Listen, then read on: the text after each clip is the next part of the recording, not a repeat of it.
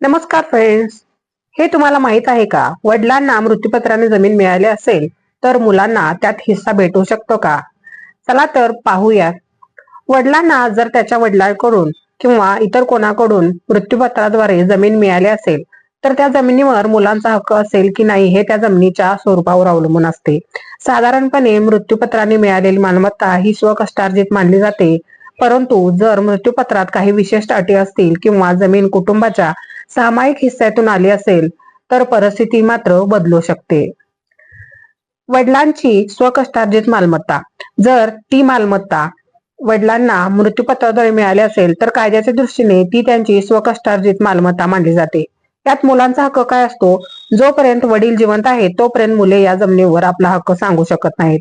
मग वडिलांचा अधिकार काय असतो? वडील ती जमीन कोणालाही विकू शकतात, बक्षीस देऊ शकतात किंवा स्वतःच्या इच्छेनुसार दुसऱ्याच्या नावे मृत्यूपत्र देखील करू शकतात. घेण्यासारखे महत्वाचे मुद्दे. मृत्यूपत्राचे स्वरूप. जर मृत्यूपत्र नोंदणीकृत असेल आणि त्यात वडिलांना पूर्ण मालकी हक्क दिले असतील तर मुलांचा त्यावर जन्मतः अधिकार राहत नाही. चॅलेंज करणे. जर मुलांना वाटत असेल की ते मृत्यूपत्र बनावट आहे किंवा वडिलांनी ते कोणाच्या तरी दबावाखाली येऊन बनवून घेतले होते तर त्याला न्यायालयात आव्हान दिले जाऊ शकते, पण ते सिद्ध करणे थोडे कठीण जाते. यात मुलींचा अधिकार काय असतो? वडिलांच्या मृत्यूनंतर जर त्यांनी विल केली नसेल तर जितका हक्क मुलांचा असतो तितकाच समान हक्क मुलींनाही असतो.